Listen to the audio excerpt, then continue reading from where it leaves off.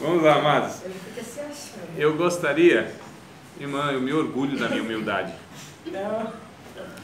Eu gostaria de estar... nessa, na verdade, é a segunda aula, então nós tivemos uma aula introdutória na semana passada, né? E eu queria ver com vocês se ficou algum ponto, Edson, que a gente não falou direito, ficou alguma dúvida, alguma questão que ficou concluir, ou vocês de repente assistindo a aula novamente, né? Vocês assistiram a aula de novo, embora estava presente, mas assistiram de novo, e os que não estavam presentes, mas assistiram também, então de repente aí ficou alguma coisa assim a ser mais esclarecida. Alguém aproveite agora, porque a gente já entra assim, fazendo essa ponte semana passada até hoje. Tem algum ponto, alguma questão, dúvidas? Não? Dívidas? Muito, né? Podemos continuar então, irmãos? De onde nós paramos? Eu tentei dar uma introdução a respeito então de Gênesis capítulo 1, na criação do homem, né? Que a gente está falando de antropologia e estudo do homem. Então nós fomos no começo. O homem criado à imagem e semelhança de Deus. Acredito que também devo ter pontuado aí, esclarecido essa questão, o que é a imagem e semelhança de Deus. Para saber é só perguntar para vocês, né? O que seria imagem e semelhança de Deus? Se defina coisa objetiva e rápida. Tu, Erickson, é o porta-voz da classe. Quantos concordam que ele é o porta-voz da classe e vai representar vocês falando agora aí, ó? Pronto, unânime. Eu que eu me lembro que pressão, né, irmão? a imagem e semelhança de Deus é os atos da pessoa. Algumas coisas, não é bem isso que você tinha falado. Não, não é não. Alguém lembra, irmão? Ajudem aí o servo de Tinha Deus. até o cara que estava aqui do meu lado que ele falou assim. Isso. Bora aí, amados. Quem estava, lembra? Dá uma contribuição aí. Jefferson, lembra? Mais ou menos, imagem e semelhança de Deus, que eu destaquei, ó, Deus é triuno, Deus é três, mas ao mesmo tempo, aliás, Deus é um e ao mesmo tempo experimenta a questão de ser três, que é a triunidade, né? A harmonia, Deus é uma família, criou outra família. Então, o que é a imagem e semelhança de Deus no homem? Pai, Espírito Pai, o Filho e o Espírito Santo, sim. Mas a questão que seria a imagem e semelhança de Deus, que só Deus tem e reparte com o homem. Isso que ele tem, não é nem que ele tem, o que ele é na verdade. Ó, irmão, precisa ficar na cabeça de vocês. A imagem e semelhança de Deus, quando Deus cria o homem no capítulo 1 de Gênesis, verso 26, ele diz: façamos o homem segundo a nossa imagem, conforme a nossa semelhança. Deus cria o homem então, sendo um e experimentando ser mais do que um. Quando ele cria a humanidade, quem ele cria?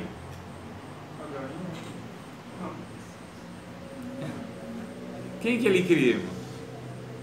Quando ele cria A humanidade, quem ele cria? Nós. Não. Lá em Gênesis. Adão. Adão, e quem era Adão? a imagem dele.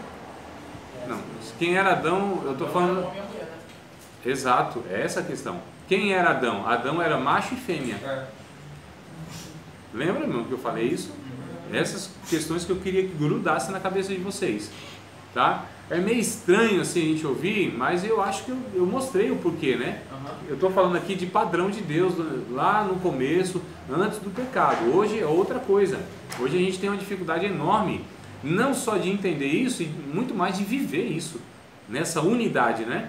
A gente vive, na verdade, numa desunidade, numa desunião, né? Nessa questão que a gente experimenta isso, inclusive, nas relações, né? Professor-aluno, cônjuges, essas coisas, né? Desentendimentos, né? Eu estava aí, o pessoal falando desunião. Desunião, sim. Aí eu lembrei de minha pai pregando e falou desumilde. Desumilde, tem cada palavra que inventa na hora, é assim mesmo, é igual eu, inventa na hora, é ao vivo. Então, amados, eu queria que grudasse na cabeça de vocês. Capítulo 5 de Gênesis, verso de número 1 e 2, foi o que eu trouxe ainda para leitura, para confirmar que Deus cria, então macho e fêmea, os abençoa e chama de Adão. Então chamou de Adão o casal. É porque a gente depois deu o significado de Adão como um nome, e Adão não é um nome, né? Adão está designando humanidade, é Adam. E aí, dependendo das versões que vocês têm, ao invés de trazer assim, Deus criou o macho e fêmea e chamou de homem, vai estar lá, chamou de humanidade. Então não sei se vocês têm versões, tem? Tem TLH? Tem outras aí também que... A minha NVI só fala... Acho que a NVI também. Ou é pessoa que vai falar, né? Às vezes não é nem humanidade, mas é pessoa. Pessoa. Criou macho e fêmea, né? O verso de número 1 e 2, irmãos, tá? Capítulo 5 de Gênesis. Esse é o livro das gerações de Adão. No dia em que Deus criou o homem, a semelhança de Deus o fez, macho e fêmea os criou e os abençoou e chamou o seu nome Adão, no dia em que foram criados. O verso de número 3 ainda vai continuar, mas só o 1 e o 2 para a gente entender. Ao invés de estar falando que Deus criou o homem, vai estar Deus criou a humanidade. Porque a palavra no original é Adam. E Adam, o significado é humanidade. Tá certo? Depois que tomou a conotação de homem, Adão homem. E aí quem deu o nome da fêmea de Eva? Foi Deus? Não foi Deus, foi o Adão homem. Depois do pecado, não é? Pode ler na versão? Qual é a versão? NTLH. Sim, pode ler. Este é o registro da descendência de Adão. Um homem e mulher os criou, e os abençoou, e lhe deu o nome de humanos ou humanidade. Isso. Então, o nome Adão, aliás, a palavra Adão não era nome próprio, tá certo? A palavra Adão no seu original quer dizer humanidade, criou humanidade. E quem era a humanidade de Deus? Macho e fêmea. Quando Deus cria o homem, depois cria a mulher, e aí o próprio homem olha para a mulher e diz: esta agora é o osso dos meus ossos e carne da minha carne. Né? E Deus disse: olha, deixará o varão, seu pai e sua mãe, unir-se-á à sua mulher, e serão ambos uma só carne. Então a gente está falando aqui da humanidade, no seu princípio, criação de Deus, perfeita, harmônica, que não tinha nenhuma dessas questões que nós temos hoje, que é essa dificuldade de relação. Eles eram harmônicos, eles se viam um no outro, tá certo? Então o Adão, lá na criação de Deus, era homem e mulher, macho e fêmea. Diga. Eles eram tão perfeitos que vivia um na frente do outro, né? Não havia, sim, nenhum, né? sim. A questão não era nem essa, a beleza maior, não é nessa questão de não malícia. A questão é que eles olhavam um para o outro e não via o outro como outro, via o outro como parte de si, né? E o outro para eles era Deus, porque eles eram tão perfeitos, tão harmônicos, tão sinfônicos, né? A unidade ali era perfeita, que eles tinham eles como sendo parte um do outro, macho e fêmea, o côncavo e o convexo. Lembrei agora da música, nem vou falar de quem é a música, né? Porque era o feijão e arroz, como diz o outro poeta também, né? O músico também, não vou falar qual é a música, nenhum deles faz parte do Arraial Gospel. Então, a gente percebe aqui que é a criação de Deus, é essa perfeição, essa unidade, a humanidade é homem e mulher. E aí eu disse que o homem experimenta na sua individualidade, é um, mas experimenta ser mais do que um, que é essa complexidade que nós vamos estudar, inclusive agora, né? Nessa aula, na página 37, nós vamos entrar nessa questão. Que o homem é essa complexidade, que ele não... Quando a gente olha assim para as pessoas, ou quando a gente se olha no espelho... irmãos, outra coisa que eu queria falar para vocês também. Nós não nos conhecemos como Deus nos conhece. Nós passaremos a vida toda olhando para nós de uma forma invertida, que é o espelho, não é? Vocês sabem que o espelho a gente se vê de uma forma invertida. Nunca perceberam isso? Não? Quando você olha para o espelho assim, você pensa que o seu lado esquerdo é o esquerdo, mas é o direito, e o direito é isso. Então a gente se vê invertidamente na água, então o nosso reflexo é invertido. Então daí a gente já falou, a gente passa a vida toda olhando para nós, não do ângulo que deveríamos enxergar. Então nós somos imperfeitos para avaliar nós mesmos. Agora Deus nos vê de uma forma perfeita. E é por isso que a gente está buscando aqui na ótica de Deus quem somos nós. Tá certo? O ser humano, né? O ser humano, ele é poeticamente, linguisticamente, no caso definido, uma série, por exemplo, você pega lá no dicionário de língua portuguesa, homem, o que vai estar definido? Alguém já pesquisou isso? Já. O que significa? Não lembra? Homem, primeiro da classe zoológica. mamífero, bípede. Então tem essas, né? Aí a gente pega poeticamente, por exemplo, acho que é o Carlos Drummond de Andrade, não me falha a memória, ele vai falar assim que o homem é um cadáver adiado. Poeticamente ele avalia o ser humano como um cadáver adiado. Todos os seres humanos são um cadáver adiado. Olha só, irmão. Adiado. Adiado, sim, cadáver adiado. Adiado, que foi adiado. Sim, né? Um cadáver adiado. Então, todos nós somos, segundo a ótica aí do Carlos Drummond de Andrade, se não me falha a memória, é ele mesmo. Então, assim, há definições de ser humano, mas o que a Bíblia diz quem é o ser humano? Bom, primeiro nós já vimos aqui, a imagem e semelhança de Deus. Então, o ser humano, em toda a criação, em todo o que Deus fez de seres inteligentes e morais, quais são os seres inteligentes e morais que Deus criou? É uma pergunta que eu fiz agora. Inteligentes e morais? Inteligentes e morais, né? Humano. Ser humano. Qual? Anjos. Os anjos e os homens são seres inteligentes, seres morais. Só que a Bíblia nunca chama os anjos de imagem e semelhança de Deus. São criaturas de Deus que também são inteligentes e são seres morais, ou seja, têm a capacidade de decidir e de distinguir entre o bem e o mal. Os animais não têm isso, por exemplo, não é? Então a gente percebe aqui que só o ser humano, de fato, experimenta essa questão, sendo um, experimenta ser mais do que um. Quando a gente pega o Salmo 42, verso 5, que está escrito, alguém lembra?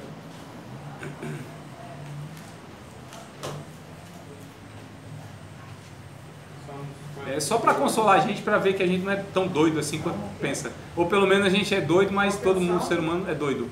42 e 5. Porque quem nunca, irmão, se pegou falando consigo mesmo? Hã? Várias vezes, né, mãe de Deus? Falando com você. Já, né, Jefferson? Então, só para consolar, irmão, a gente é tudo assim mesmo e você não é o único, né? Por que estás abatido, minha alma? Por que te perturbas dentro de mim? Por que te perturbas em mim? Espera em Deus. Espera em Deus. Pois ainda eu louvarei na salvação da sua presença. Leia o 43 e 5. 43, 5. Isso, está aí do ladinho mesmo. Por que estás abatido, minha alma? E por que te perturbas dentro de mim? Espera em Deus, pois ainda o louvarei. Ele é a salvação da minha face e de Deus. E o meu Deus. Isso. Então olha o salmista falando consigo mesmo. Percebe, amados, a complexidade que nós temos? Nós olhamos um para o outro e nós nos vemos nessa ótica e a gente olha, muitas vezes pensa que nós somos esse corpo. Nós não somos apenas esse corpo. Há uma complexidade em nós chamada de psicológico, mente, espírito. Faz parte do homem, não é? O homem não é só essa carcaça. Faz parte do homem, o corpo, a biologia. Mas há algo que a gente chama de parte imaterial, que tem contato com Deus, que é muito mais complexo e que atinge o próprio corpo. Tem pessoas que tem um monte de sintomas, vai no médico. O médico, ele usa todos os meios que ele tem clínico, científico, para tentar fazer um diagnóstico. E aí, irmão, está tudo certo. Biologicamente, cientificamente, você está perfeito. Aí o médico fala, opa, não é nada clínico, no sentido emocional. Aí fala, a sua doença é psicossomática, não é? Ou seja, o teu psique, o teu psicológico, a tua mente, a tua alma está afetando o teu corpo. Olha o poder que tem, irmãos. Não é? Então o corpo está tudo bem, mas a alma pode estar aí com a doença. E aí a gente sabe que o século passado foi campeão em ter pessoas assim, depressão, pessoas paranoicas, pessoas psicopatas. São tudo doenças da alma, né? Cabeça fraca, que a gente fala, né? A cabeça olha o texto, irmãos, de 1 a João. Eu acho interessante, 2 João, segunda carta de João. Não é a primeira não, segunda carta. Paulo, meu Deus. João está falando, se eu falo carta de João, como que pode ser Paulo? A cabeça já não está muito boa. Olha o psique aqui já falhando. Tá vendo? Aí fala, professor, agora a gente sabe, é o senhor mesmo. Não é meio assim que a cabeça às vezes não ajuda e tal. Quando eu falar para vocês 2 João, vocês entendam 3 João, tá? Isso é uma pedagogia que eu tenho. A terceira, João. Quando eu falo a segunda, entenda a terceira. Terceira, João. É memória falhando, é tudo, né, Nessi? Já tá vendo aí que o negócio tá indo assim, ladeira abaixo, né? Terceira João, irmãos. João está falando para um presbítero chamado Gaio. E ele, no verso de número 2, ele fala o seguinte para o Gaio, para o presbítero: amado, desejo que te vá bem em todas as coisas e que tenhas saúde, assim como bem vai a tua alma. Então, possivelmente, ele estava enfermo, tá certo? Tinha alguma debilidade física. E aí o João, ele diz então, olha, eu desejo que te vá bem, ou seja, a tua saúde, como a tua alma é sarada, como a tua alma vai bem. Então a gente percebe que o homem não é só a questão corpo, não é só a questão física, há essa questão alma. Não só alma, mas a questão espírito, que a gente vai estudar um por um aqui, tá bom? Então, não sei se vocês perceberam, mas eu já estou adotando aqui um ponto de vista teológico. Quais são os pontos de vista teológicos a respeito do ser humano? O monismo, o dicotomismo e o tricotomismo. O monismo, irmãos, está tudo aqui no material de vocês. Na matéria passada também tinha no livro. Tinha também, isso porque é antropologia. Então, se vocês não leram ainda, devem ler, tá bom? Da 37 em diante. Vocês devem ler para ter esse conteúdo que eu estou falando. Já na 38 estava explicando aqui, ó, monismo, depois o dicotomismo e tricotomismo. Eu vou aqui só rapidinho falar e aí depois vocês leem com mais detalhe aí e textos bíblicos inclusive. Mas eu já vou adotar um, tá bom? Não que os outros estejam errados, quer dizer, um deles está. Dois são possibilidades. O monismo não é possibilidade. O que é mono, irmãos? Mono. O que significa mono? Mono é um, né? Mono. Então, o monismo vai falar que o ser humano só tem uma parte. Ele é um. Que é o que a gente vê mesmo. Esse corpo aqui. Então, o ser humano é isso. Morreu. Acabou. Tá certo? Desconsidera a parte imaterial do homem. Não acredita em ressurreição, que haja espírito e tal. Havia, lá no tempo de Jesus, um grupo que não acreditava nessas questões de ressurreição. Lembra? Quem era? Eu não lembro, mas até hoje tem algumas igrejas que acreditam que não tem isso, sabe? Isso, igreja, né? Nossa. Algumas igrejas, acho que é católica, que eles falam. Eu não sei muito bem, mas estavam falando. Eu conheço uma amiga no trabalho que ela fala que não acredita nisso. E ela é da igreja, ela tem conhecimento na Bíblia. Eu não sei que Bíblia é dela. Os Mormons? Não, na Bíblia, irmão, na Bíblia. Queria na Bíblia que vocês identificassem isso. Depois a gente até vê quem hoje segue essa linha. Mas na Bíblia, não lembra de um grupo? Eu vou falar a primeira letra e vocês completam, tá bom? Quem não acreditava na ressurreição eram os fariseus, né? Não. Acreditava em Cristo, né? Cristo era a ressurreição. Paulo? Eu perguntei primeiro, mano, tu tá perguntando. Eu vou falar a primeira letra, vocês já vão, tá bom? Depois que ele se converteu, não foi um grupo. Vamos lá, eu vou falar a primeira letra, vocês já vão lembrar. Esqueci o nome. Saduceus, quem foi?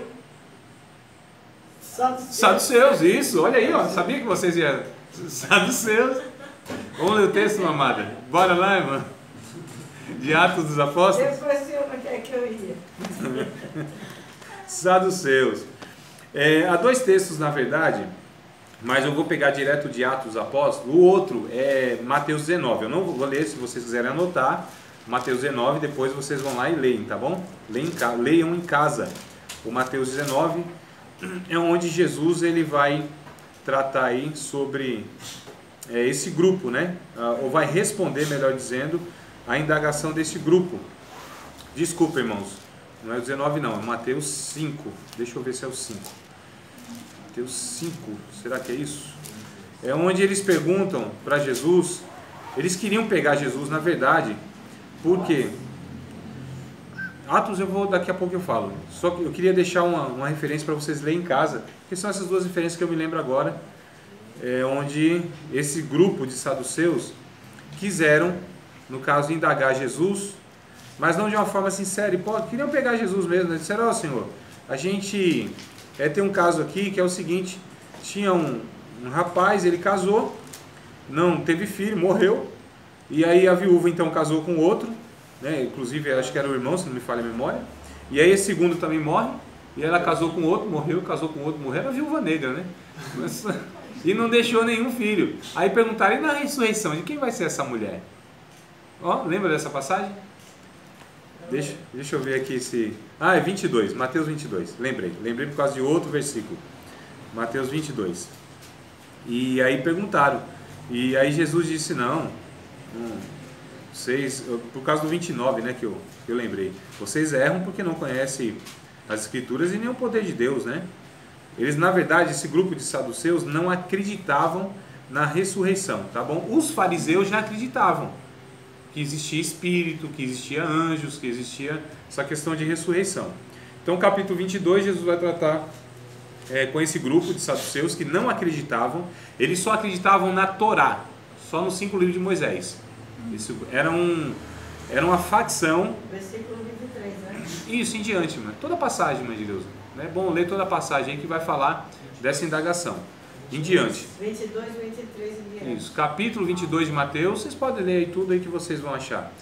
Então, tinha grupos principais no judaísmo, que eram os fariseus e os saduceus. Eram os dois grupos que, inclusive, eles compunham o sinédrio, chamado sinédrio, que era o tribunal, né, judaico.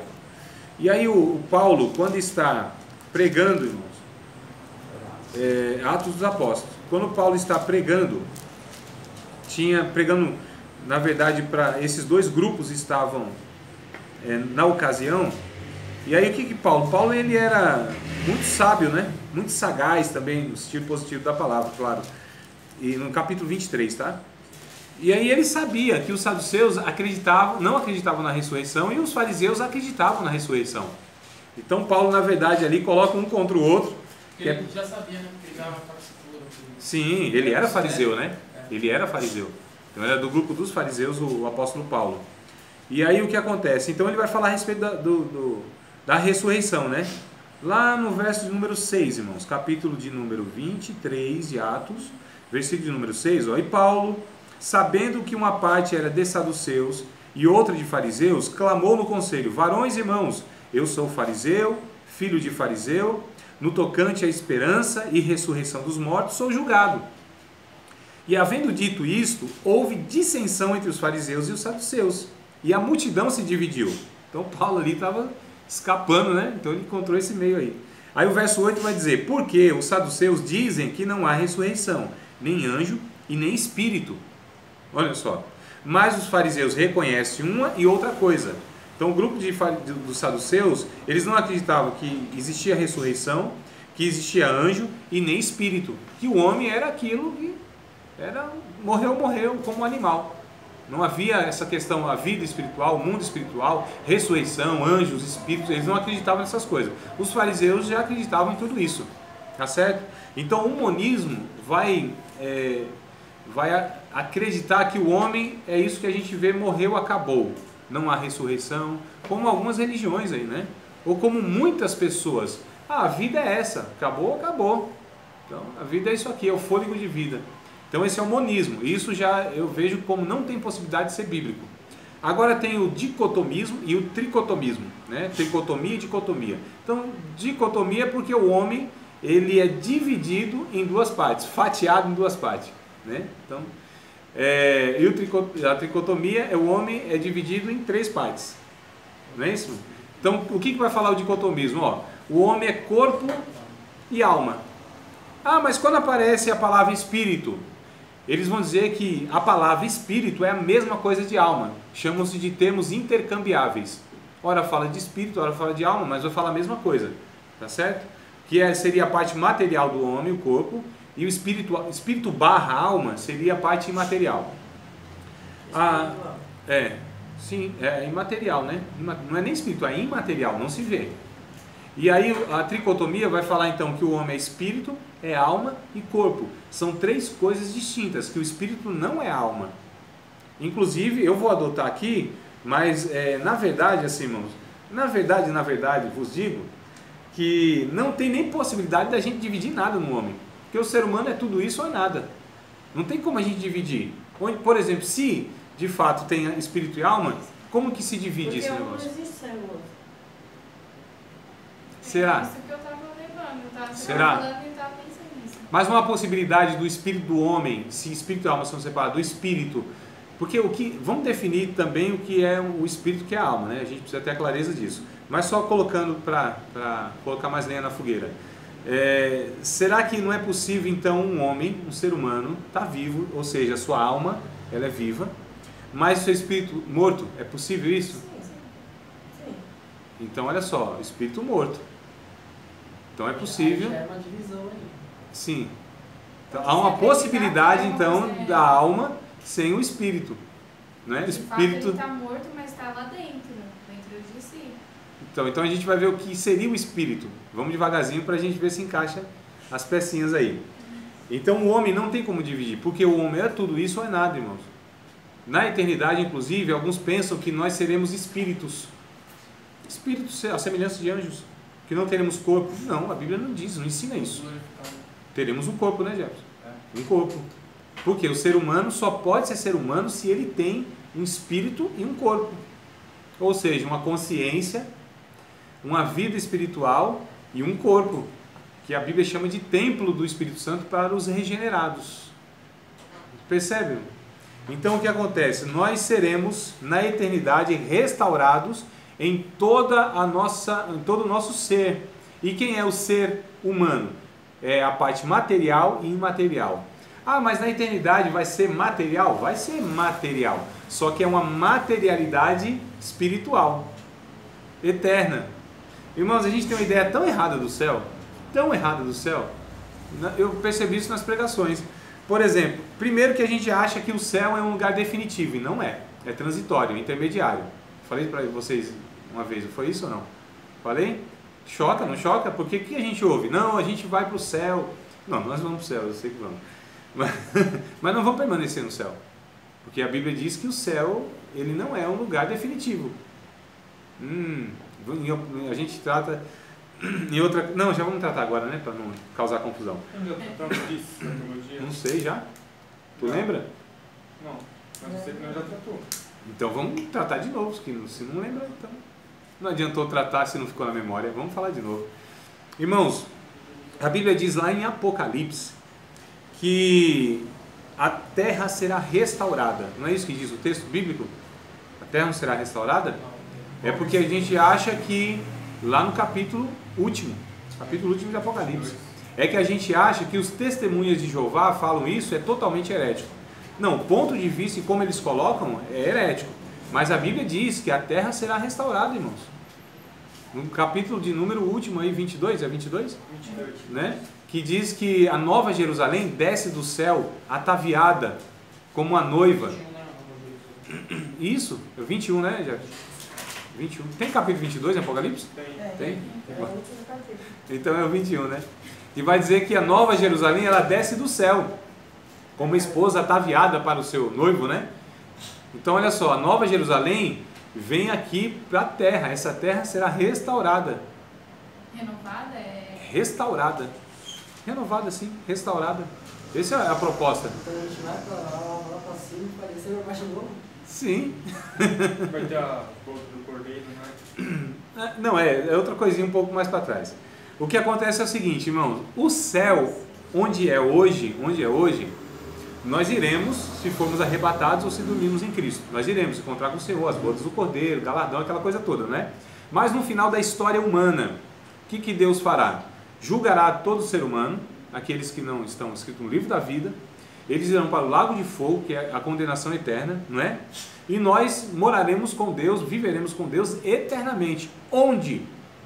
Onde? Na Nova Jerusalém. Na Nova Jerusalém. E onde é a Nova Jerusalém que diz o capítulo de número 21 de Apocalipse? Aqui, na Nova Terra. Por quê, irmãos? Porque tudo será restaurado como no princípio. Deus, ele teve um projeto e esse projeto será levado a cabo. O homem não pode frustrar os planos de Deus. Vai voltar a era de Adão, onde Deus ficava com a gente, aqui era... Ah, sim. Onde o próprio Apocalipse capítulo 21 vai dizer que Deus habitará no meio do seu povo, tudo estará em Deus, Deus em todos e todos em Deus, não é? Então haverá uma unidade tão grande, uma harmonia tão grande da restauração da comunhão que existia antes da humanidade de Deus, e não havia esse abismo de separação que há hoje por conta do pecado. Porque todas as coisas estarão restauradas. Está escrito em Apocalipse 21. A gente não lê a Bíblia, por isso que...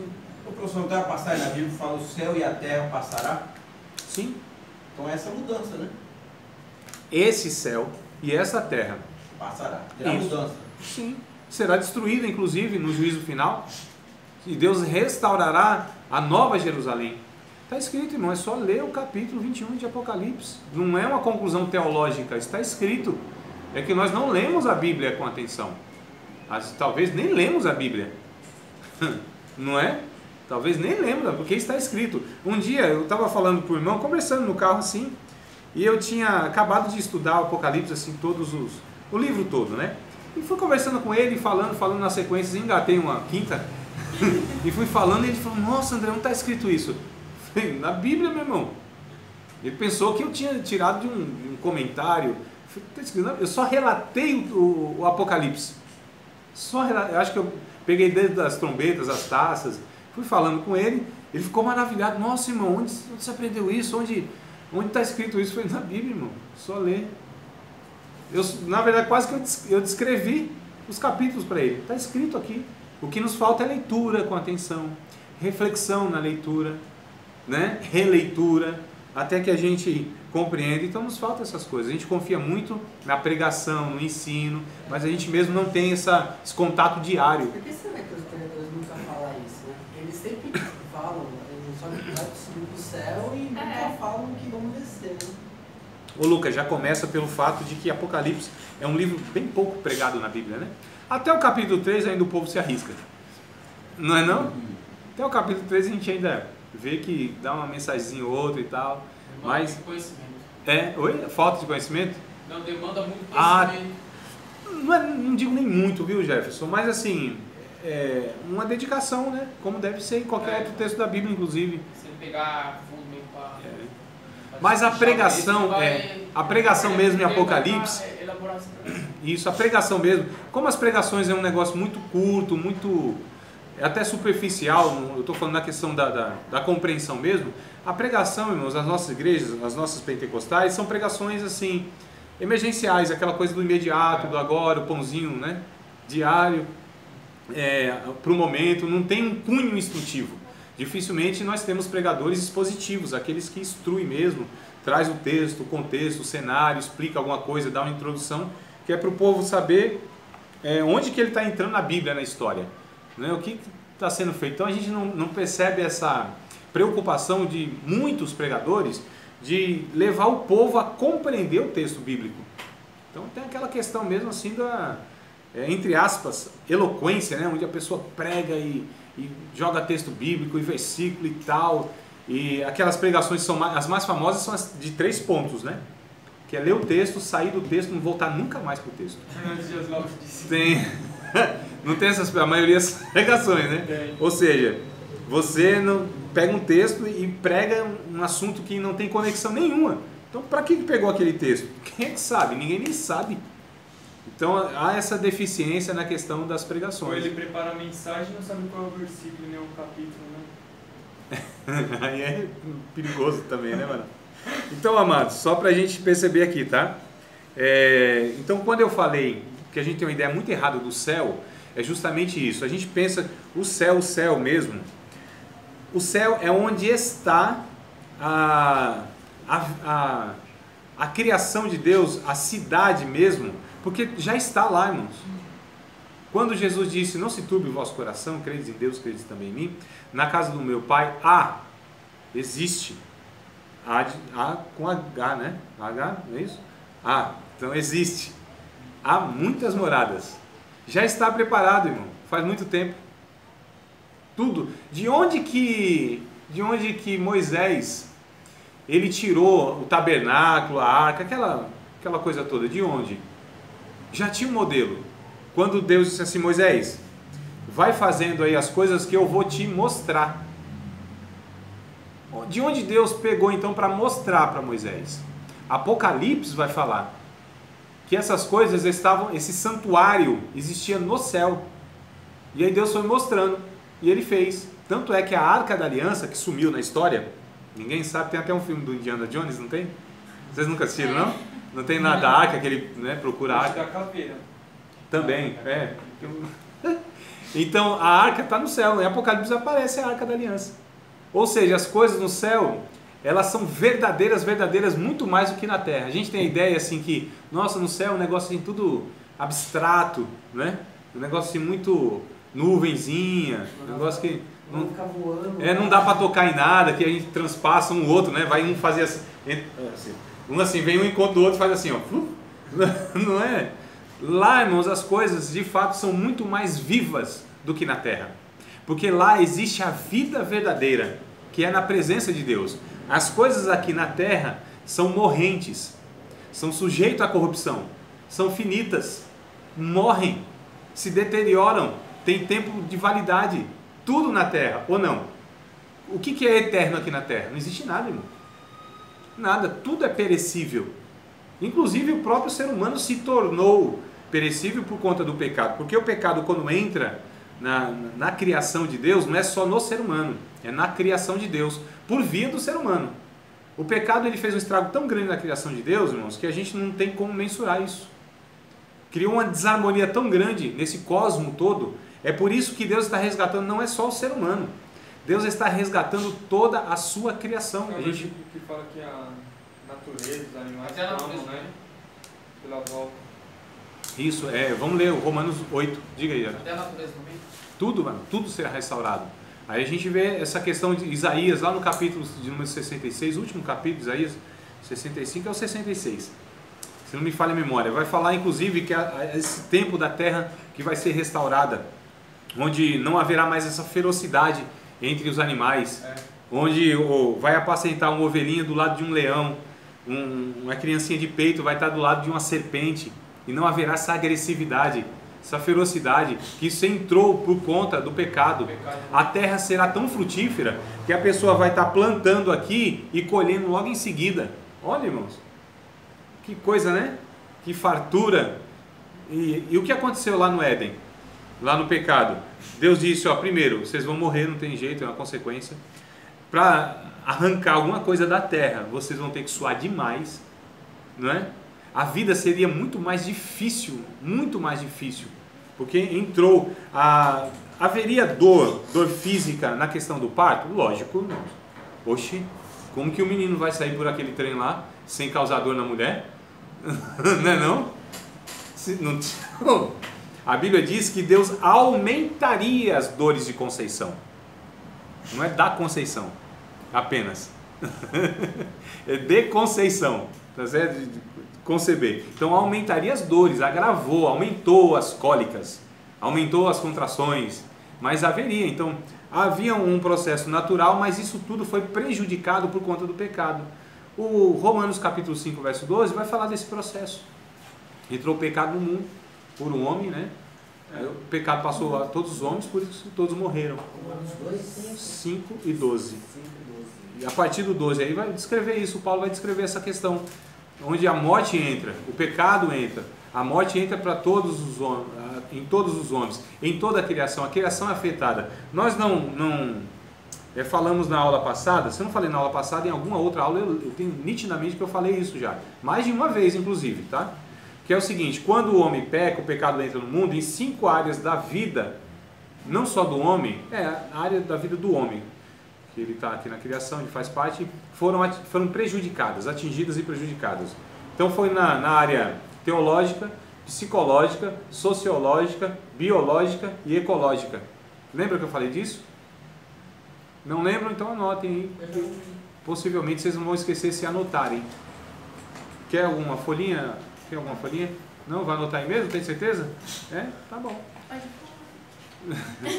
Então quando o homem peca, na área teológica ele ficou prejudicado, foi afetado. Porque quando eu falo de área teológica, eu estou falando na relação e compreensão entre o homem e Deus, a compreensão de Deus, tá certo? A compreensão para com Deus do homem. É por isso que por que a gente está aqui? Não é por conta aqui na sala de aula, velho. Não, você está aqui justamente porque você não pecou, velho. E os que pecaram que não vieram. Você já tem um ponto aí redimido, porque vieram, né? Está perdoado porque vieram. Então, por que nós estamos aqui estudando a respeito da palavra de Deus, a respeito das coisas, a respeito do caráter de Deus, da pessoa de Deus? Porque a gente tem dificuldade, irmão. Não é? Nós temos dificuldade. E ainda que a gente estude, a gente sempre vai ter essa dificuldade. O Adão não entra. Até nas mentes mais brilhantes, irmã Edileuza, ainda haverá sempre uma dificuldade, sempre haverá uma distância, sempre haverá uma superficialidade, porque nós estamos falando de Deus, irmãos. É de Deus. A gente não está estudando qualquer coisinha aí. E a gente nem está estudando Deus, na verdade. Nós estamos estudando o que é teologia. O termo, para mim, é pretensioso. O termo teologia, que seria estudo de Deus. Isso para mim é uma pretensão. Quem é que tem condição de estudar Deus?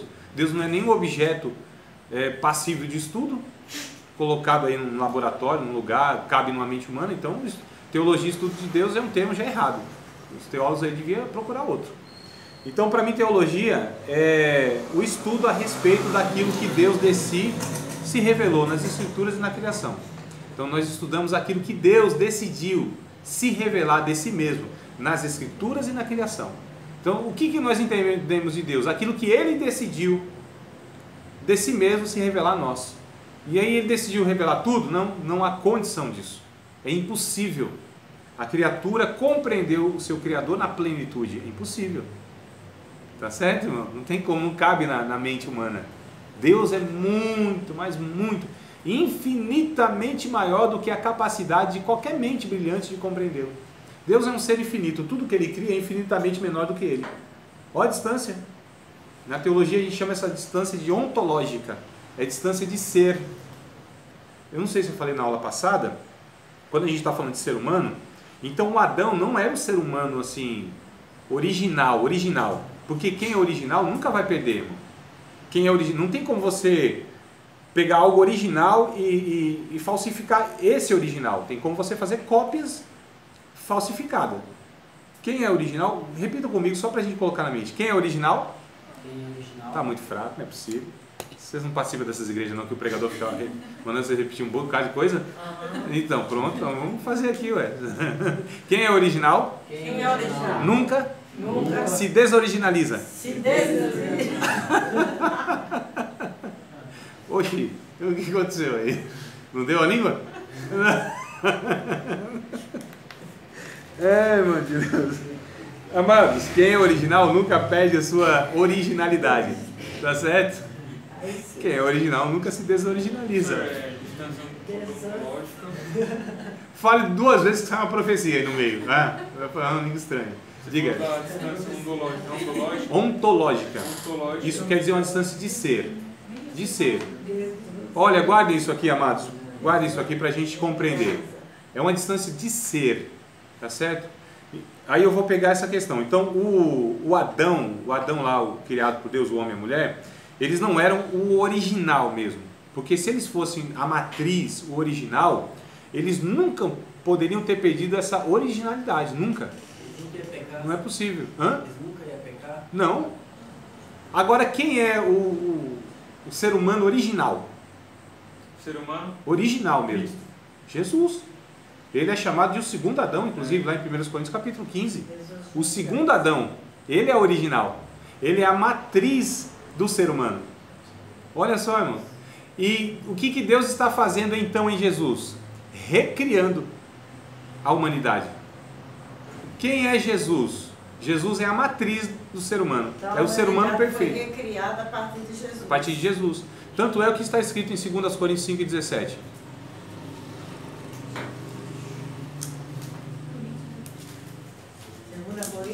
5:17.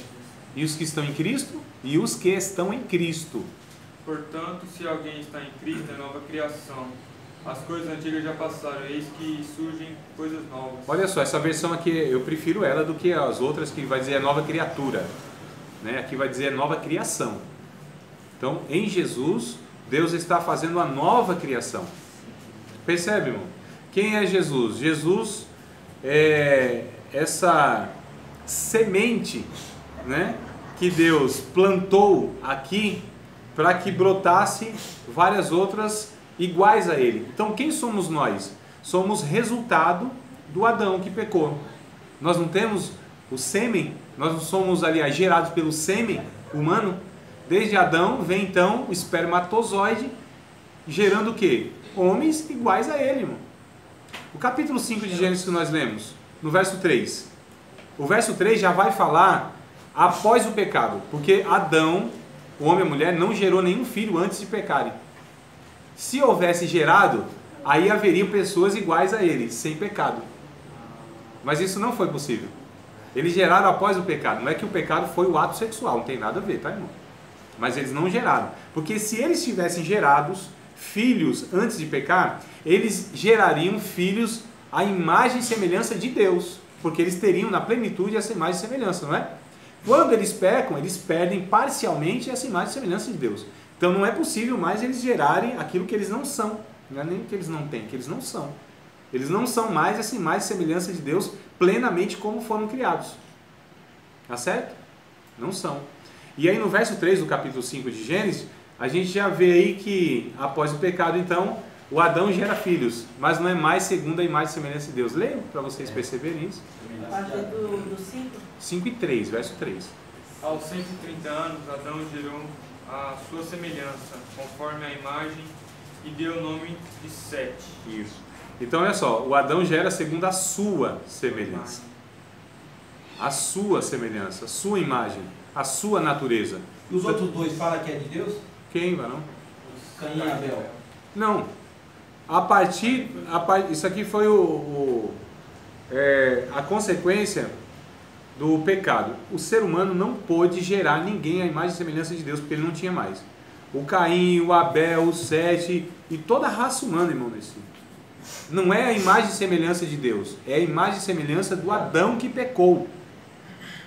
E aí o que o Evangelho propõe? Propõe para que em Cristo nós possamos ser recriados segundo a sua imagem, a imagem de Cristo, que é quem? O ser humano perfeito. Que é quem? Aquele que expressa a imagem e semelhança de Deus em perfeição. Hebreus capítulo de número 1, verso de número 1, 2 e 3. Havendo Deus antigamente falado de muitas maneiras aos pais pelos profetas, nesses últimos dias tem nos falado pelo Filho. No verso 3 vai dizer o seguinte: Ele, Jesus, é a expressão máxima da pessoa de Deus. É a expressa imagem de sua pessoa, pelo qual todas as coisas foram criadas. Então Jesus é Deus, irmãos. Em Jesus reside dois paradigmas. Olha só, coisa interessante. Em Jesus reside dois paradigmas, dois modelos. Jesus é Deus como era, e o ser humano como deveria ser. Entenderam? Então Jesus é quem? O Deus homem, não é? O Jesus Cristo. Jesus, a figura humana, personagem histórico, inclusive, reconhecido, e o Cristo, que é o divino. Jesus, ele une essas duas naturezas. Isso para nós é um mistério. Como pode ser isso? Não sei. É a teoria do Chicó, né? Não sei, só sei que é assim. Do Chicó. Mas aqui é o seguinte: então em Jesus está sendo recriada a humanidade. E os que estão sendo criados ou recriados, que a gente chama de regenerados, nascidos de novo, né? A gente chama então que eles são a imagem e semelhança de Jesus. Então são os seres humanos plenos. Agora é lógico que esse processo que a gente está passando ainda não se concretizou isso plenamente, né? Professor, quando a gente vir para a Nova Jerusalém, não vamos ser perfeitos? Vamos alcançar a perfeição? Quando? A gente vir para a Nova Jerusalém. Nós alcançaremos essa perfeição de existência e natureza ou quando aconteceu o arrebatamento, né? A Bíblia vai dizer isso aí em 1 Coríntios capítulo 15, a partir do verso 51, melhor dizendo, até o 58. Ou então quando nós dormimos em Cristo, porque nós deixaremos então essa carne corruptível, esse estado pecaminoso, nós deixaremos essas limitações, porque qual é o problema hoje, Lucas? O problema é que ainda reside em nós uma velha natureza, um velho homem, que combate, né? Fica lá uma briga que não acaba. Então Paulo vai dizer isso em Gálatas capítulo 5, versos 16 e 17, né? O espírito combate contra a carne contra o espírito, eles se opõem um ao outro, para que não façais o que quereis. Então aqui não é possível alcançar isso, não é impossível. Agora haverá então um estado chamado de glorificação. Na salvação nós estudamos que então não é nem estágio, né? Mas são os aspectos da salvação. onde a pessoa ela é justificada, regenerada, santificada e glorificada. Então, todo o cristão, ele foi alcançado por Deus, ele foi justificado e regenerado. É um ato simultâneo, tá certo? Acontece ao mesmo tempo, né? A gente chama concomitantemente quando acontece. Então, ele é justificado e regenerado, nasceu de novo. É inocentado por Deus, já não tem pecado. É visto por Deus como alguém inocente, sem pecado nenhum, por causa do sacrifício de Cristo. Então, Deus olha assim para essa pessoa agora como sendo um santo, um filho seu, porque ele agora tem quem? O Espírito de Cristo. Ele foi resgatado. Pode ser o maior pecado do mundo, ele cometeu e vai ser justificado. Sim. Para um grande pecado existe um grande perdão. Para um grande pecador existe um grande salvador, que é Jesus. Não existe pecado que não, ele reconhecido, confessado, que não tenha perdão. Não existe, não. O sangue de Jesus Cristo, seu Filho, nos perdoa de todo o pecado. Não é certo? A não ser o da blasfêmia, né? Não, mas aí não é arrependido, não é reconhecido. Não, então você falou todo. Todo pecado que é reconhecido, que é confessado, ele tem perdão. É isso que eu falei. Então, o que é a blasfêmia contra o Espírito Santo? É conscientemente, não é um ato, irmão, é uma atitude, uma postura que se toma conscientemente, sabendo quem é Deus e mesmo assim decide não servi-lo. Blasfêmia contra o Espírito Santo, irmão, não é qualquer um, não. Não é um negócio tão fácil assim como pensam, não. Precisa ser uma pessoa muito conhecedora de Deus para tomar essa atitude. É por isso que Jesus diz, cuidado, vocês estão entrando num campo muito sombrio. Jesus não disse que os fariseus tinham blasfemado. Jesus disse para eles tomarem cuidado. O conhecimento como teólogo? Muito mais, uma pessoa que de fato tem experiência com Deus do novo nascimento. Não é uma pessoa que nunca nasceu de novo, irmão. Ó, Hebreus capítulo de número 6, a gente vai perceber isso, que é a pessoa que já experimentou dos bens futuros, do Espírito Santo. Hebreus 6, versículo 4. Em diante, você pode ler até um pouquinho antes. Mas ele vai falar, quem blasfema contra o Espírito Santo?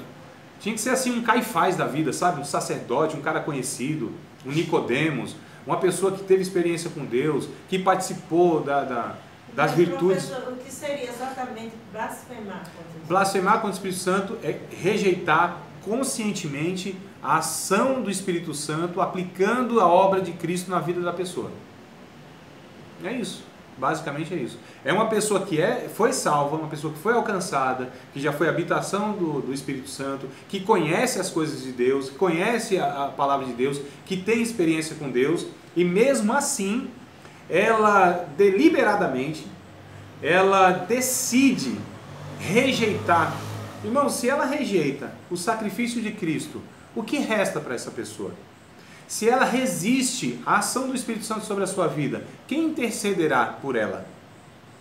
Mas irmão, isso é uma coisa dificílima, não é? Tem gente que acha assim, eu blasfemei contra o Espírito Santo, a gente vê, coitado, não tem nem conhecimento de nada. Só a preocupação, eu blasfemei, só a fala, eu blasfemei, é evidência que não blasfemou. Porque quem blasfema contra o Espírito Santo fica totalmente, a Bíblia chama de mente cauterizada. Coração insensível, tá certo? É um estágio assim para pouquíssimos na humanidade. Eu esqueci o nome do bispo, que ele explica isso. Eu estou explicando. Será que são aqueles que... Estou explicando. Ele não vai explicar diferente, não tem coisa diferente, meu Deus. É isso. É uma pessoa que tenta o conhecimento de Deus, mesmo assim decide rejeitá-lo. É uma postura que se toma na vida. Não é um ato. O juízo final não se arrependerão? Oi? Do juízo final, aqueles que não se arrependerão também? Esses é os... Não, a blasfêmia contra o Espírito Santo, mano, não são todos que cometem.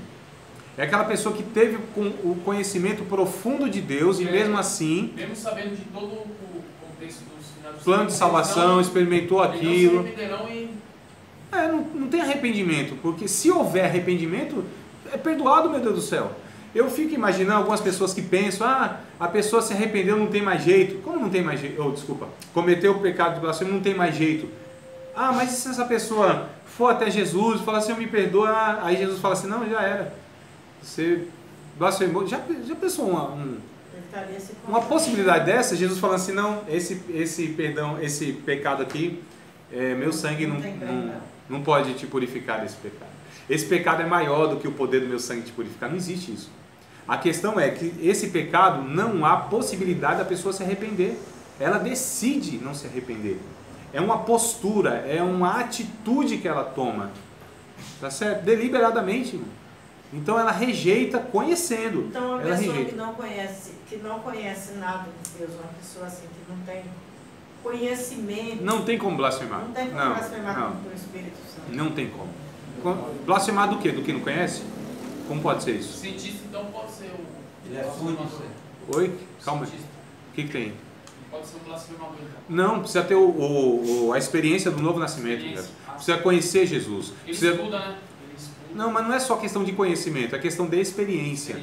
Não é só de questão intelectual. Estou falando aqui de experiência, de relacionamento com Deus, com sua palavra, com a vontade de Deus. A pessoa que conhece, é esclarecida, tem a experiência. Vamos ler aqui Hebreus, encerro aqui que a gente vai ter que ir para o intervalo.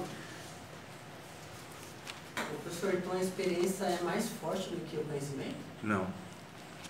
Não. Porque... Você foi um blasfemador, né? Sim. Ele conhecia e...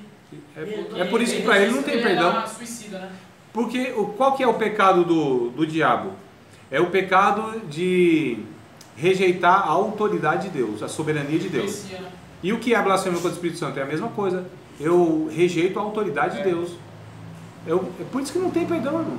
Porque a pessoa que ela fala assim, ó, eu não te reconheço como Deus, não te quero como Deus, ela está falando, eu sou Deus e sou suficiente. É por isso que para o Satanás, ele pecou uma vez só. Não tem perdão, nós pecamos várias vezes e ainda há perdão para nós. Por quê? Porque nós pecamos contra a santidade de Deus. Satanás e os blasfemadores pecam contra a autoridade de Deus. Não querendo Deus sobre sua vida, mas conhecendo Deus. Essa é a questão. Conheceram Deus. Em 2 Tessalonicenses vai estar escrito isso. Lá em Apocalipse vai estar escrito isso, que pessoas tendo conhecimento de Deus o rejeitaram. Deus fez milagre, Deus trouxe todas as consequências do afastamento dessas pessoas através das pragas, e mesmo assim essas pessoas blasfemaram contra o Deus do céu, irmão.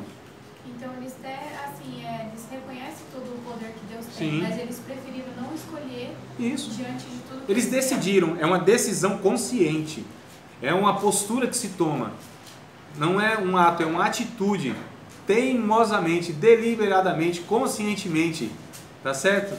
Confessadamente eu falo, não quero Deus na minha vida. Não é que eles são ateus e não creem em Deus, não, pelo contrário. Era isso que eu ia perguntar, não tem nada a ver então com o ateu. Não, também nada a ver.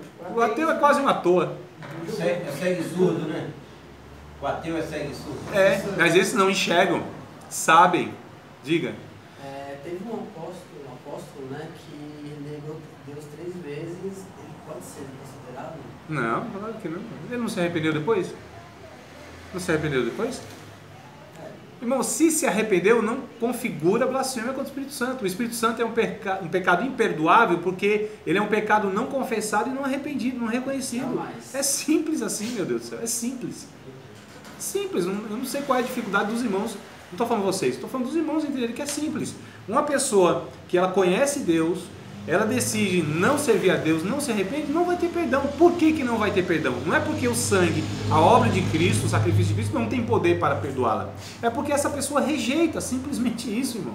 Ela rejeita, conhecendo, rejeita o que resta. Fala para mim.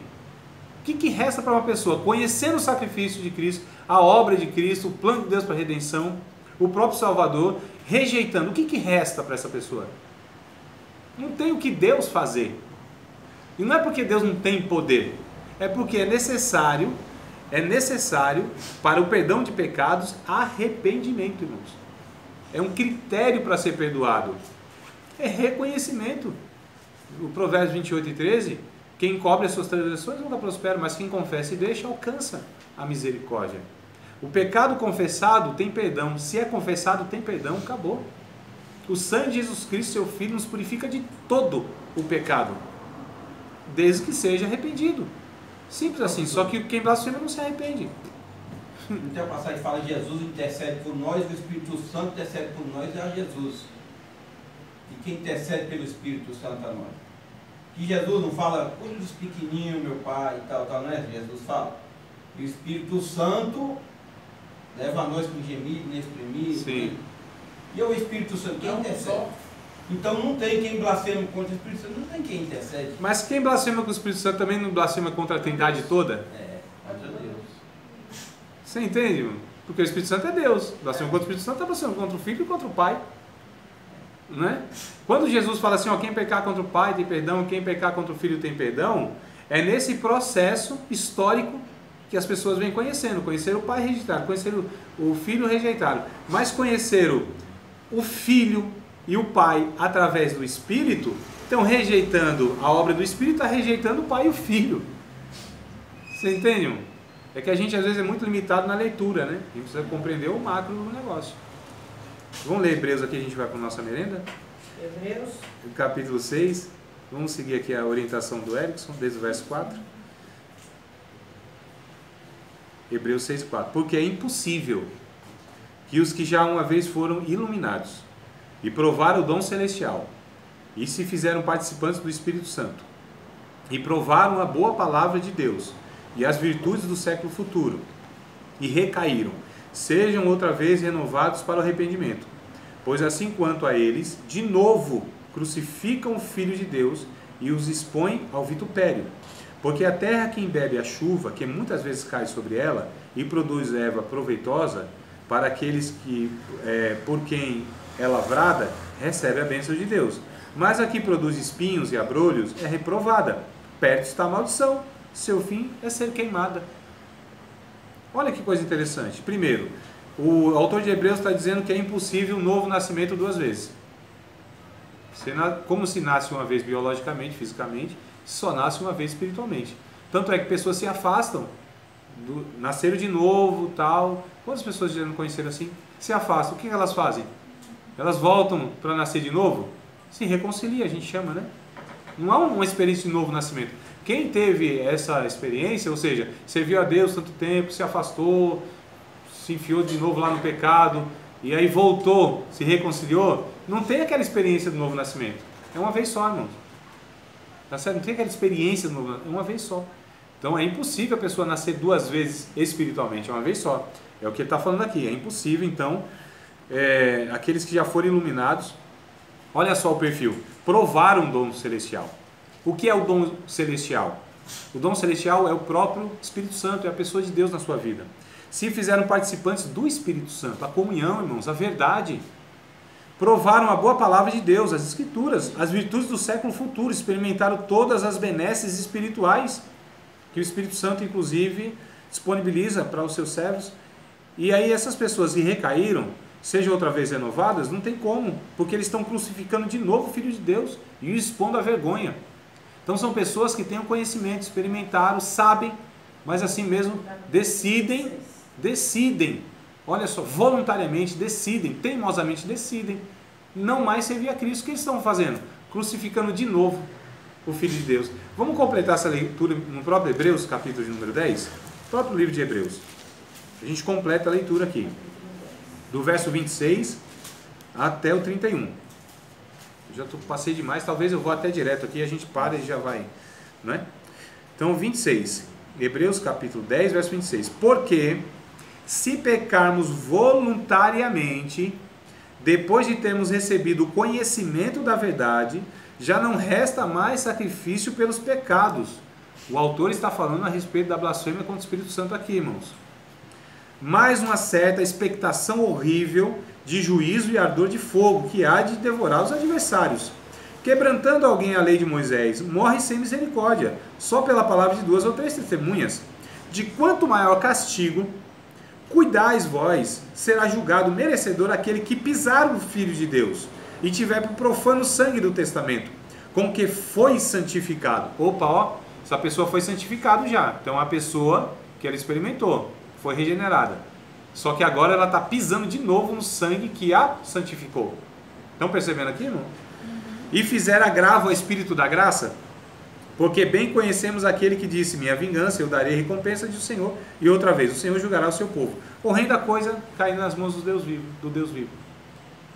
Tá claro, não tá, irmãos? São pessoas. Basicamente o que você falou mesmo. Isso. Não tem como a pessoa nascer 2 vezes, é somente uma vez. Isso. E participou de tudo isso. O que ela faz agora? Expõe Jesus, aquele Jesus que ela recebeu outrora como Salvador da sua vida, aquele sangue que a purificou, agora ele está pisando esse sangue. Novamente. Agora ele está crucificando Jesus de novo. Ele está fazendo agravo ao Espírito da graça. Ele está rejeitando a ação do Espírito Santo na sua vida. Que isso? Blasfêmia contra o Espírito Santo. O que é o pecado de apostasia, irmãos? Só o crente pode cometer esse pecado. Não há possibilidade de um descrente cometer. Apostasia, a palavra fistemi, né, que é traduzido por apostasia, tem o sentido assim: pisar fora da linha da santidade, descer um degrau, descer moralmente e espiritualmente, inclusive. Então, o apóstata é aquele que desvia da fé. Como alguém pode desviar de um caminho que nunca teve? Não tem sentido. Então, quem que é o apóstata? É aquele que andava no caminho da santidade, andava no caminho da fé, estava em um estado espiritual, decaiu. A gente chama desviou. Voltou a ser quem era. Isso. Mas não só isso, uma pessoa se apostatou da fé, se afastou da fé. Mas ele estava na fé, participou de tudo isso. Então, a apostasia só pode ser cometido pelo crente. A blasfêmia contra o Espírito Santo só pode ser cometido pelo crente, regenerado, aquele que conheceu todas essas coisas que nós lemos aqui, o que a Bíblia diz claramente. É porque essas coisas não são explicadas. Aí coloca um monte de lixo na nossa cabeça, nas pregações aí que a gente vê. Ah, irmão, porque você viu lá um irmão profetizando, você falou, aquilo é o cão, aquilo não é Espírito Santo, você blasfemou. Aí essas porcaria, porque eu fico bravo, irmão. Por a falta de ensinamento, umas besteiras que coloca na cabeça de nós, né? Colocaram, e aí a gente fica com essa perturbação. E a Bíblia é clara em falar essas coisas. É clara. Só nós não lemos. Não lemos, não nos foram ensinados. Então é uma culpa mútua, né? Nossa e dos outros. Dos que vieram antes, dos nossos líderes e nós mesmos pela negligência. Mas graças a Deus que nós estamos aqui para discutir isso. É aprender. Né? E a gente louva a Deus. E ao mesmo tempo que eu fiquei bravo com esse... Agora eu estou alegre. Graças a Deus, Porque Deus enviou o pastor Adé. Deus está aqui nos ensinando. Deus, irmã Nilza, né? É Deus, é o Espírito Santo nos ensinando aqui, irmãos, que o negócio é simples. Olha só, então quando nos falta o conhecimento de nós, de Deus, das Escrituras, a gente percebe que... Então quem é o ser humano? A gente já tem dificuldade. Não sabendo quem é o ser humano, é complicado então a gente viver como deve ser o ser humano. Porque o ser humano não nasce sabendo ser humano. Não nasce gente, é preciso ser ensinado. É ou não é, irmão? Ninguém nasce sabendo. Não tem citado? E não nasce mesmo. Tem que ser ensinado, instruído. Se você deixa a criancinha assim, a sua vontade, a gente já sabe o que vai dar no final. Até a criança se dará a conhecer se as suas obras serão puras e retas, diz o Provérbios, né? Então deixa a criancinha assim, a sua própria vontade, você vai ver o que vai dar aquilo. Então a gente já olha assim e fala, ó, se não for corrigida essa criança, a gente já sabe, vai ser um ladrão, vai ser um egoísta, um assassino, porque não é ensinado a ser gente. Ser humano não nasce gente, é preciso ser ensinado. Quem nasce com a sua natureza, irmão, e não precisa ser ensinado, são os animais. Gato nasce gato, cachorro nasce cachorro, jacaré nasce jacaré. Precisa ensinar ele a se comportar como um jacaré? Não. A gente vê os filhotinhos, os mais tenros filhotinhos, eles já se comportam como a sua natureza. Não precisa, né? Então não tem como. E a natureza, a questão de natureza, irmão. E o ser humano, na natureza atual que está, ou seja, em pecado, ele vai produzir o quê? Conforme a sua natureza. Eu acho que eu falei para vocês, o que o coco dá? O coqueiro dá? Coco. A goiabeira dá? Goiaba. E o ser humano? Pecado. Coqueiro dá coco, goiabeira dá goiaba e ser humano dá pecado, irmão. É a sua natureza, a gente está falando de natureza. Então quem é o ser humano? É esse que era a imagem e semelhança de Deus, né? Ele se afastou, rompeu com Deus, então aí ele tem uma natureza agora que é pecaminosa. Então ele é a semelhança, todos nós somos a semelhança de Adão. Deus não nos criou. Deus cria coisa ruim? E nós somos ruim, ou não? Somos. Todo ser humano, em essência, é ruim, é mau. Jesus, chegaram para Jesus e disse, bom mestre, o que hei de fazer para herdar a vida eterna? Peraí, agora o senhor não confundiu tudo. Por que eu confundi? O senhor falou que somos a semelhança de Adão. Sim, nós somos a imagem e semelhança. Quem é o Adão? Não é esse que perdeu a imagem e semelhança de Deus? Não é esse ser que tem a natureza pecadora? Então, nós somos esse Adão. Todos nós somos da natureza de Adão. Deus só criou o Adão antes do pecado. Que Deus criou... Só o Adão foi imagem e semelhança de Deus. Na plenitude, sim. Sim. Na graça de Jesus. Sim, olha só, quem que Deus cria? Deus só criou um ser humano, irmãos. Que foi o homem e a mulher. Nós não somos criados por Deus. Nós somos resultado da multiplicação do primeiro casal. Nós somos resultado da multiplicação do primeiro casal. Isso.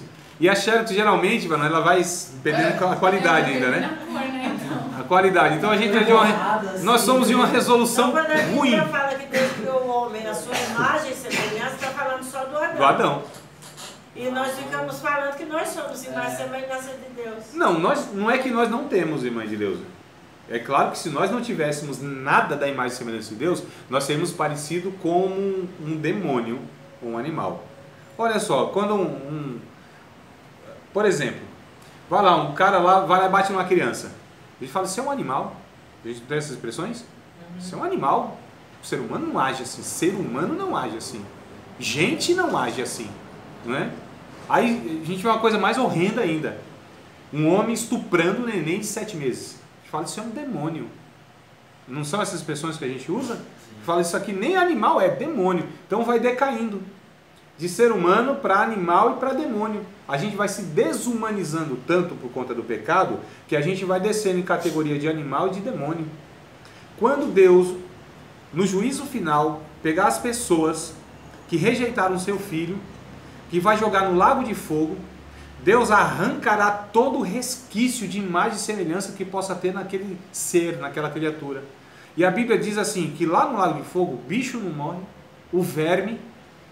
Quem é esse bicho e o verme? Que aparência é essa? Que estado é esse de verme e aparência? É o ser humano, que foi arrancado dele qualquer nível, qualquer possibilidade, qualquer resquício de ter alguma coisa de imagem e semelhança de Deus. Porque Deus jogará a sua imagem e semelhança no lago de fogo? Não, irmão, jamais. Jamais. Então esse ser se tornará aparentemente nesse estado de um bicho e de um verme. Olha. Eternamente. Eternamente. Mais ou menos, depende, ó, depois a gente discute isso aí. Não vai dar pano para manga. O que eu quero trazer é essa questão. Então a imagem e semelhança de Deus foi o Adão. Que Deus cria é bom. Deus só cria coisa boa, irmão. Nós somos criação de Deus. Deus criou o homem, disse assim, agora é muito bom que eu criei aqui, bom demais. Não foi isso que ele disse? Então nós não somos criação, Deus não nos fez com as suas mãos. Nós somos fruto da multiplicação desse casal, meu Deus do céu. Ué, não foi a ordem de Deus? Multiplique, frutifique, enche a terra. Então esse enchimento da terra somos nós. Quem de nós assim que Deus pegou assim, com a mão, pegou do barro e fez? Não. Existe um espermatozoide, um sêmen, né? Um girinozinho lá, de Adão, que entrou no óvulo, e aí fecundou e nós fomos gerados. De onde veio esse sêmen? Ah, dos pais, tá? Dos avós, tataravô, não sei o que e tal. Aí vai chegando lá em Adão. Então saiu de Adão. O Adão depois do pecado. Aí ele foi fazendo isso aí. Nós carregamos, desde a origem, as características do Adão. Quando Jesus, ele é gerado no ventre de Maria, tinha o esperma de Adão? Quem que tinha ali, irmão? O Espírito Santo gerando ele. Então não tinha participação humana, não tinha origem humana, não tinha natureza humana caída. Tinha quem, irmão? A nova criação de Deus pelo Espírito Santo, só utilizando um ventrezinho de uma mulher. Mas ali foi gerado como ação poderosa e direta do Espírito Santo. Então Jesus, ele não vem de Adão. Jesus, esse ser humano protótipo, essa nova gênese de Deus que é Jesus é a nova gênese de Deus, né? É o recomeço, é a recriação que nós lemos, é a nova criação. Então, o que veio do Espírito Santo, puro, ele é o perfeito, ele é o que fez toda a vontade de Deus. Ele foi o único que Deus olhou assim e disse assim: este é meu filho amado, em quem me agrada. Só existiu um ser humano na terra e não existirá outro, que é chamado por Deus de filho, filho mesmo, que fez toda a vontade de Deus e que agrada a Deus. Todos nós não conseguimos agradar a Deus. Em Cristo nós somos agradáveis a Deus. Em Cristo é o que a Bíblia vai dizer. Em Cristo nós somos salvos. Em Cristo nós somos santos. Em Cristo nós recebemos o poder de sermos feitos filhos de Deus. Porque Jesus veio para o que eram os seus não receberam, mas todos quantos o receberam, deu-lhes o poder de serem feitos filhos de Deus, a saber, os que creem no seu nome, que não nasceram da vontade do varão, nem da carne, nem do sangue, mas de Deus. Você percebe, irmão? É isso que a Bíblia ensina. Simples, não é? Simples, esperançoso. Quando eu leio esse negócio e falo e ouço esse negócio, eu falo, obrigado, Senhor, que o Senhor nos resgatou do nosso estado de pecado. Deus não só me perdoou do que eu fazia, sim do que eu era. Essa é a questão maior. Deus me salvou do que eu fazia. Não, eu ainda continuo fazendo algumas coisas que eu fazia. Ou não? Só eu? Não, vocês também, né? Então as coisas pecaminosas que eu pensava, eu continuo pensando. É que essas coisas eu alimento mais, já não me traz mais prazer. Mas eu ainda sou um pecador nos feitos, em alguns feitos. Então Deus não me resgatou do que eu fazia, sim do quem eu era. Então eu já não sou pecador, onde o velho homem domina a minha vida. A minha alma foi resgatada, a minha mente é a de Cristo, o Espírito de Cristo habita em mim, há uma nova natureza em mim que me inclina para fazer as coisas de Deus, irmão. Então Deus me resgatou de quem eu era, André, natureza pecaminosa, ser pecador, e colocou em mim uma nova natureza, me fez nascer de novo, tenho os desejos que deve ter um filho do Pai, em querer fazer a vontade do Pai. Essas coisas não vêm pela natureza, irmão. Isso vem pela ação de Deus. Então, quem eu era? Eu era um pecador. Quem eu sou? Eu sou um filho de Deus. Qual era a natureza predominante minha? O velho homem. Qual é a natureza que deve predominar em mim? O do novo homem. Quem que reinava na minha vida? O eu. Quem que reina na minha vida? Jesus. O que eu fazia antes era só para agradar a minha carne. O que eu faço hoje é para agradar o Espírito Santo, Deus. Vocês percebem, meu amado? O que Deus fez na nossa vida? Nós somos esse ser humano que foi resgatado. Isso, se nós estivermos compreendendo mesmo, e se os pentecostais tivessem vindo, glória a Deus, falava aqui depois disso. Aí, tá vendo? Ele nem compreendeu ainda. Se compreendesse, não é possível. Eu estou suando aqui, tentando falar, literalmente, falando para vocês aqui. Vocês percebem a maravilha, irmãos, que Deus, não é? A maravilha que Deus... É que eu estou absorvendo cada palavra. Amém, eu sei. Que bom, né, irmão? Que bom que a gente vai absorvendo. Que bom que isso vai entrando dentro do nosso, da compreensão, do nosso coração. E que não fica só aquela euforia de ouvir uma coisa e nem entender. E glorificando a Deus por aquilo que não compreende. Isso não tem fruto na mente, né? No momento é o fogo. Mas acabou aquilo também, parece que desliga o gás, né? Nunca tiveram essa sensação assim? Aquele culto, o fogo está pegando, parou a pregação, desliga o gás. Parou a música de lugares. O que aconteceu que o Espírito Santo ali parou? O efeito só foi um paliativo? 1 minuto? Né? Então, quando a gente ouve a palavra de Deus e ela entra no nosso coração, é semente que é plantada e germina, dá fruto, dá resultado. A vida é transformada a partir da consciência e ouvindo a palavra de Deus, porque nós somos transformados no entendimento. Não é só coisas que descem ao coração, como emoções e tal.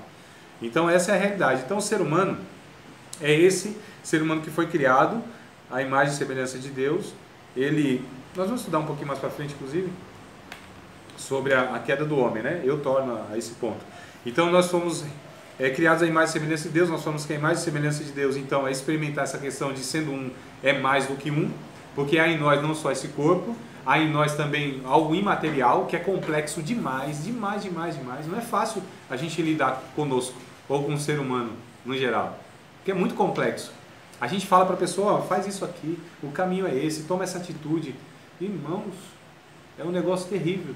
Eu estava conversando com a minha esposa hoje, e esses outros dias a mesma coisa, praticamente a mesma coisa, pediram uma opinião para minha esposa. E eu disse para ela assim, na verdade você vai dar a sua opinião, mas essa pessoa vai fazer o que ela quer.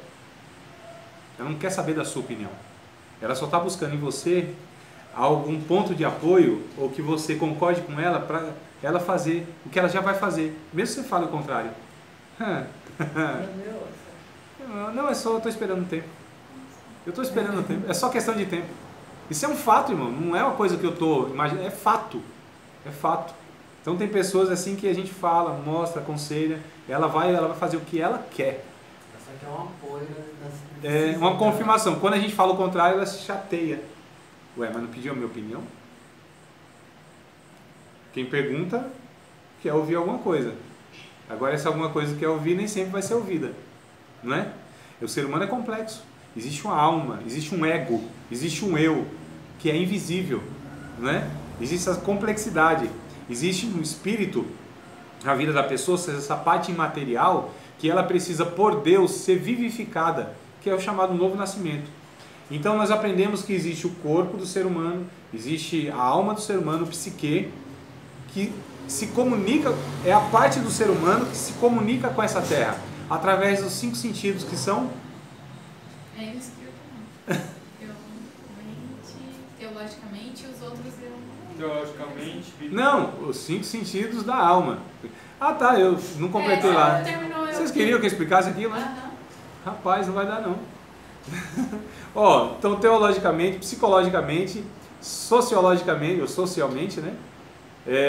Biologicamente e ecologicamente. Então a compreensão de Deus ficou conturbada, nuviada, como diz uma amiga minha, ficou assim, embaçada, como diz os adolescentes, tá embaçado esse negócio.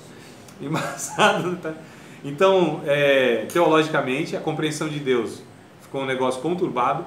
Psicologicamente, amados, é fato que de perto ninguém é normal. Todos nós temos um parafuso a menos na cabeça.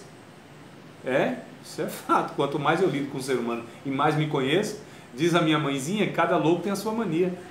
E quem não é louco? Quem não tem mania e quem não tem mania? Então todo mundo é doido. Não, sinceramente, irmãos, o ser humano, tem hora assim que a gente vê cada um passando na rua, não? Quando não, a gente se pega. Nossa, que coisa doida. Então, psicologicamente, a gente é meio tantã. Isso é um fato. Biologicamente. Hã? Eu coloquei biologicamente. Não, psicologicamente. Psicológico foi afetado. Sociologicamente, foi prejudicado. Isso a gente vê logo ali na fala do homem com a mulher. Quando ele quis transferir culpa e quis se esquivar da sua responsabilidade. Porque Deus disse, Adão, o que aconteceu aí, varão? Se Deus fosse cearense, esse aí macho. Aconteceu. Não é assim que fala, né? E aí, macho? O que aconteceu? A mulher que o Senhor me deu. Já começou as desavenças. Não havia isso antes. Então, a questão social, relacionamento, foi prejudicado. Irmãos, o que precisa ser consertado nesse mundo é questão de relacionamento. Com Deus, com os outros e com a gente. A gente não se entende. Tem gente que é tão complicada que se ela morar sozinha, ela deixa um bilhete e foge de casa. Acabou a água. Tem gente que é complicada demais, irmão. Não, gente que é mal resolvida. Nossa! Eu tô quase fazendo. Não é? Mora sozinha, vou deixar um bilhete e foge de casa. Quase fazendo isso. É gente complicada, mal resolvida. Então nós não nos entendemos. Um dia minha esposa, não sei o que tem e tal, ela falando um negócio lá, quem é casado um tempo sabe dessas coisas. E ela falando lá e tal, e eu observando. Eu falei, mas calma aí, decide um negócio. Fala, não, nem eu me entendo. E o que eu te entendo? Se você não se entende, nem ela se entendia. Entendeu? Mas a gente né? Qualquer semelhança é mera coincidência. Então, olha só. Nós somos mal resolvidos. Nós não nos entendemos. Nós não nos entendemos com o outro. E nós temos um problema de relacionamento com Deus.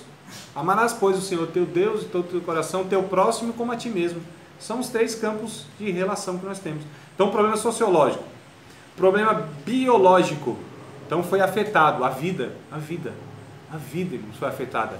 A vida orgânica, a vida física, a vida biológica. A vida foi afetada. O homem passou a morrer, irmão. A gente já nasce morrendo. As células já estão morrendo. Não tem jeito. Você nasceu já morrendo. É um fato. E é preciso esse corpo se renovar todo dia. Todo dia. Porque a morte é fato no nosso corpo. É fato. A gente vai morrendo e a célula precisa estar se renovando. Senão, né? E tem umas células aí que elas são tão doidas que ela cresce tanto que a gente chama de câncer e aí mata. Então a morte para nós é iminente. A gente anda com a morte anda com a gente. Estou falando biologicamente falando, né? E ecologicamente também foi afetado. Ou seja, a terra, a criação, ela sofre até hoje esses efeitos do pecado. E aí o Erickson falou de um texto lá de Romanos capítulo 8, que a gente vê então esse desejo de restauração, né? Essa ânsia, essa expectativa, esse clamor mútuo pela restauração que se dará sim por Deus. Deus está trabalhando. Capítulo 8, verso 19. Desde o 19, tu quer ler, mano? Não, só o 19. Ah, não, eu quero ler mais para frente, mas pode ler o 19. Pode ler? Pode ler. A natureza criada aguarda com grande expectativa que o Filho de Deus seja revelado, Isso. pois ela foi submetida a... Você já está no 20. É, Isso, então os irmãos acompanhem. Romanos qual? Capítulo 8, verso 19. Achou, irmão? 8 e 19? Mas tu vai ler até quando, varão? não sei, até eu sei que Tá, 23, até o 23, meu irmão. pois ela foi submetida à inutilidade, não pela sua própria escolha, mas por causa da vontade daquele que a sujeitou, na esperança de que a própria natureza criada será libertada da escravidão e da decadência em que se encontra, recebendo a gloriosa liberdade dos filhos de Deus. Até o 23? Até o 23. Sabemos que toda a natureza criada geme até agora, como em dores de parto. E não só isso, mas mesmo que temos os primeiros frutos do Espírito, gememos interiormente, esperando ansiosamente nossa adoção como filhos, a redenção do nosso corpo. Isso. Há um tríplice clamor, há um tríplice gemido. A natureza está gemendo. Não é isso que vai dizer o verso 22? A criação está gemendo. O verso 23 vai dizer que nós gememos. E o verso 23 vai dizer que nós gememos e que o Espírito Santo geme. Por toda essa restauração, a criação está gemendo. Toda a criatura de Deus, não só os regenerados, não só os filhos de Deus, mas o próprio Espírito Santo está gemendo, né? Está intercedendo, está clamando, e a criação clama. A criação está clamando desde o dia, olha só, e estou falando assim mais evidentemente, né? Desde que entrou o pecado no mundo através do primeiro casal, onde Deus diz, ó, que a terra agora vai produzir cardos e espinhos. Não é só coisa frutífera. Então a terra já começou a sofrer esses efeitos danosos do pecado, já produzindo aquilo que não era vida. Só que Deus, ele é tão maravilhoso, Deus é tão soberano, que Deus usa a morte que entrou para gerar vida. Eu não sei se vocês sabem, mas eu tenho um textozinho lá no meu blog. Eu não sei nem se sabe que eu tenho blog, né? Mas tem um blogzinho lá. Se vocês me lembrarem, eu jogo o link lá no grupo. Mas tem lá um textozinho que eu escrevi. Aliás, é uma lição de uma revista minha para a escola dominical que eu escrevi. É a morte que gera vida. Eu vi isso numa pregação do Livros, que é uma banda, né? Isso aí. Evangélica. Isso. E ele é um japonês, né, que canta. Isso, né? Juliano ele Som. descreve que Juliano para Som, que né? haja vida tem que ter morte, né? Isso, é. Que a Bíblia vai dizer em João 12, né? Que se o grão de trigo cair e não morrer, fica ele só. Mas se morrer, dá muitos frutos. Está falando de Jesus ali e de todos nós e toda a criação. Mas eu tenho um textozinho que eu acho interessante. Modéstia à parte, eu acho que valeria a pena vocês estarem... Tem um blog aí, não tem? Tem aí na capa do livro, na contracapa tem um blog. Então entre lá, pesquisa lá, qualquer coisa me lembra, eu jogo o link lá no grupo. Então a morte que gera vida. Deus é tão soberano que Ele fez que nessa criação a morte contribui para a vida. A árvore que tomba é que deixa semente para que haja continuidade de vida. Olha que coisa linda, não é? Então a morte precisa alcançar muitas vezes a nossa vida, a morte do eu, a morte do ego, a morte desse ser pecaminoso para que haja vida. Enquanto não há morte de um ser, não pode o outro viver. Isso é um fato, é um fato consumado. Então, efetivamente, a terra começa a sofrer esses danos, mas a terra começa a clamar mesmo quando o sangue do ser humano ele escorre na terra. Que é o primeiro, isso. Que a oração que foi ouvida foi aquela que nunca foi feita, né? Então o sangue escorre na terra. O que a terra faz? Está clamando: Senhor, Criador, tem um sangue aqui, tem a morte entrando aqui. Aí Deus vai chamar então o camarada e disse assim, cadê teu irmão? Você lá sou cuidador do teu irmão? Não. O sangue está clamando desde a terra. Está clamando lá, entrou morte aqui. Primeiro homicídio, irmão. Inclusive foi num culto. Culto é lugar perigoso. Foi num culto. Foi o Caim, né? E Abel. Não foi no culto a morte? Ué, os dois foram prestar culto a Deus, oferecer sacrifício a Deus. Culto é lugar perigoso, ué. Como é que foi? Como assim, como que foi? Por que um matou o outro? A Bíblia vai dizer, por inveja. Porque o coração do Caim era mau. Porque ele era do maligno. Aí os dois foram Cultuar Deus. Culto ao Senhor. Isso. Um E levou a uma oferta. coisa, né? Sim, irmão, eu não estou brincando, foi num culto. O primeiro homicídio se deu em um culto. A oferta do Abel. Irmão, igreja é lugar perigosíssimo. Não é? Perigosíssimo. Na igreja a gente encontra tudo, a gente salva. Vamos lá para o nosso intervalo? Nós vamos no nosso intervalo. Negócio de coisa. Aliás, não é só para o intervalo, não. A gente